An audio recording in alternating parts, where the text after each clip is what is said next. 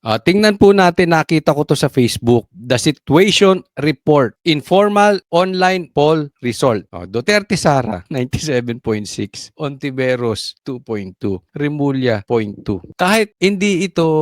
Kahit ito informal online poll lang. Ang layo di ba? Kaya nga ako kahit alam mo yung sinasabi ng mga pinklawan, sinasabi nitong sila Lamas, itong pangit na Lamas, sabi ni Robin, kailangan daw magsama-sama sila. Kasi kung maraming tatakbo na lalaban kay Sara, hindi mananalo. Alam mo, kung ako kay Sara, sabihin niya, gusto mo kahit maraming tumakbo, i-add nyo pa lahat ng boto. Takbo si Ontiveros, takbo si Remulla, takbo lahat. Pati si Lenny, pati si Bam, kinukonsider, pati na rin si Toric, kinukonsider na rin. Talagang grabe, no? Kung ano-ano naiisip nitong Dilawan na ito. Talagang, diyan mo makikita na ang Dilawan talagang bulok na bulok. Tingnan mo yung ano nila, yung mga nagmi-meeting sa Dilawan, De Lima, yung iba na taga-bundok pa ata.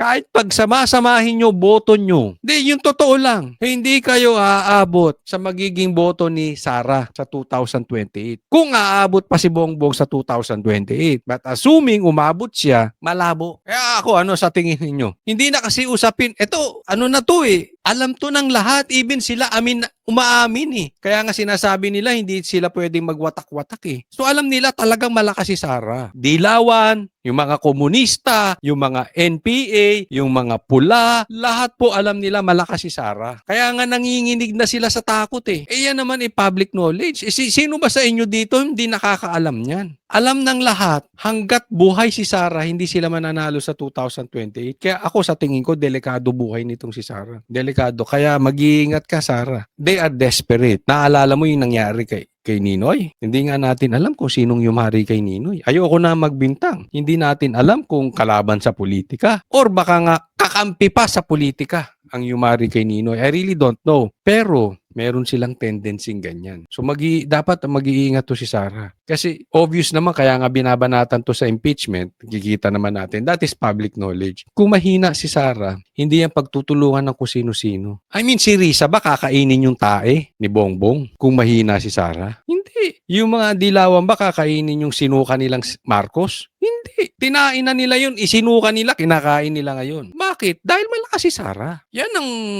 masakit man sa kanila ang tanggapin, pero yan ang katotohanan. Hindi na natin maaalis yan, di ba? So, lahat po kakasuhan yan sa ombudsman, sa impeachment. And yun nga, delikado buhay nitong si Sara. So, they will try their best hindi makaupo to si Sara. Lalong-lalo na pag nakaupo si Sara, alam naman natin Alam natin sino ang mastermind sa ghost projects. Sino ang mastermind sa flood control scandal. Alam na po ng buong Pilipinas yan. Kaya syempre, gagawin nilang lahat ng paraan para ang makaupo ay kakampi ng mga magnanakaw. Pag ang nakaupo galit sa magnanakaw, yari. Yung iba nga dyan, adik pa. So, pag ang nakaupo ay galit sa adik, yari din. So, kailangan makaupo, galit sa adik. Pero ang tanong nga dito, aabot pa ba si Bongbong Marcos dahil may bukol? Ayun na sabi Hindi natin alam kung ito'y totoo o hindi.